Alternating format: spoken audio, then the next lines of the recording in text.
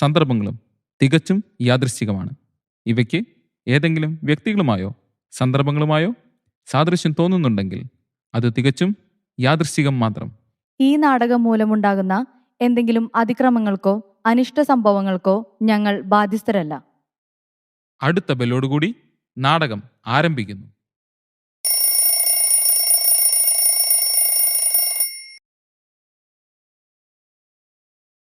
എടിയേ എടിയേ എന്താ മനുഷ്യ രാവിലെ തന്നെ വന്ന് തൊള്ള തുറന്ന് അലറുന്നേ?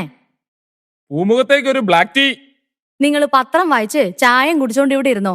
ഇന്ന് ഏതാ ദിവസം വല്ല ഓർമ്മയുണ്ടോ? എന്ത് ചോദ്യമാ ഇത്? നിന്റെ ബർത്ത്ഡേ ഒക്കെ ഞാൻ മറക്കുവോ? അത് ശരി, അപ്പൊ നിങ്ങക്ക് അതും അറിയില്ലേ?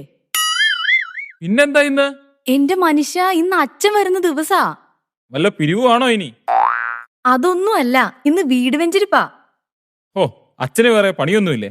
ഒരു അവധി ദിവസം കിട്ടിയത് ഇങ്ങനെ പോയല്ലോ. ദേവദൂഷണം പറയാതെ മനുഷ്യ, നമ്മളോ പ്രാർത്ഥിക്കുന്നില്ല, നമുക്ക് വേണ്ടി അച്ഛനെങ്കിലും പ്രാർത്ഥിക്കട്ടെ.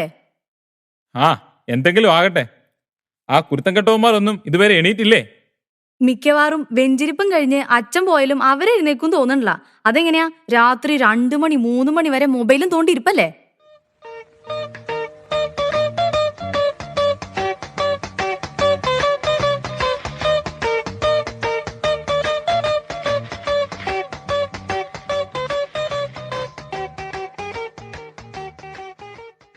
സമയം 12 മണി ആയതേ ഉള്ളല്ലോ.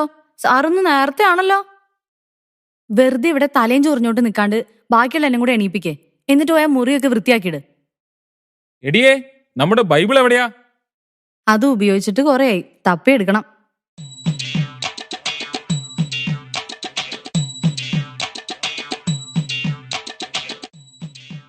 എല്ലാവരോടുമായിട്ട് പറയാം, വേഗം ബൈബിള് തപ്പിയെടുത്തോ. അച്ഛൻ വരുമ്പോ ഇവിടെ ബൈബിൾ ഇല്ലാന്ന് വന്നാ നാണക്കേടാ.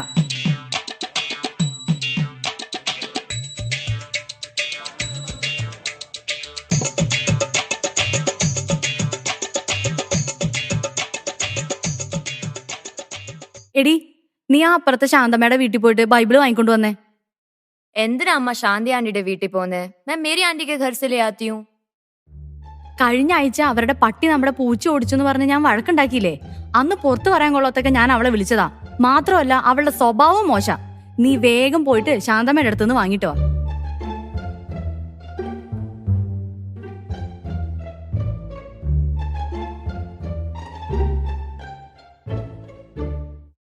എവിടം വരെയായി കാര്യങ്ങളൊക്കെ?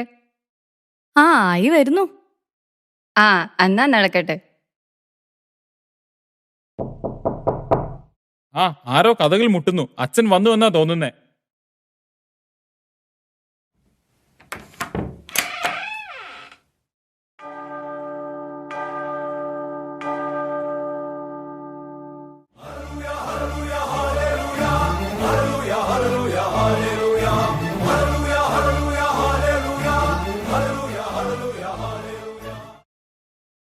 ഈശോ മിശിഹായ്ക്ക് സ്തുതിയായിരിക്കട്ടെ.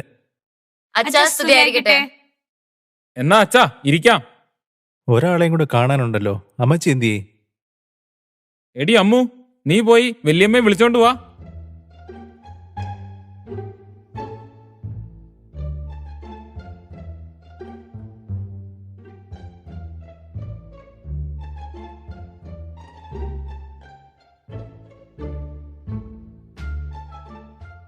ഈശോ മിശിഹായ്ക്ക് സ്തുതിയായിരിക്കട്ടെ.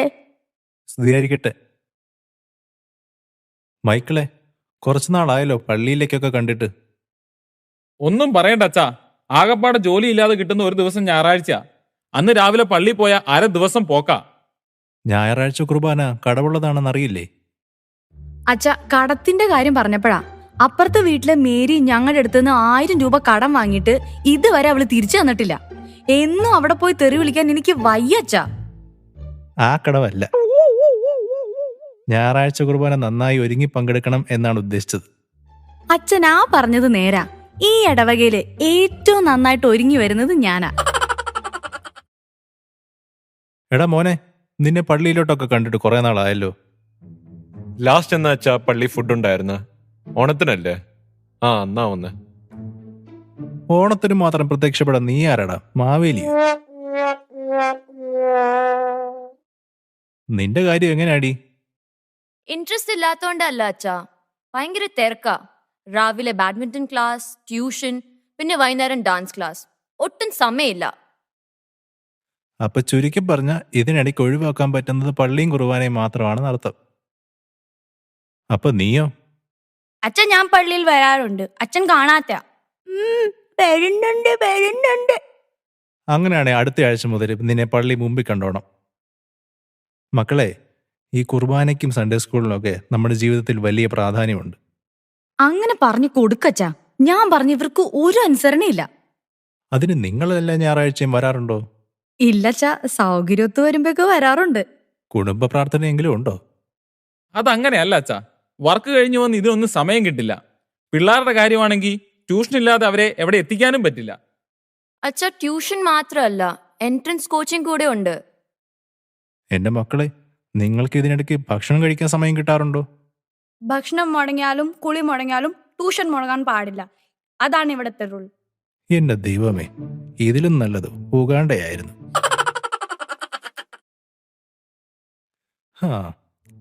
എന്നാ നമുക്കിനി പ്രാർത്ഥിക്കാം. എടാ മോനെ, നീ ആ ബൈബിൾ എടുത്ത് എഫേസൂസ് 5:22 മുതലൊന്ന് വായിച്ചേ. ബൈബിളും വായിക്കും.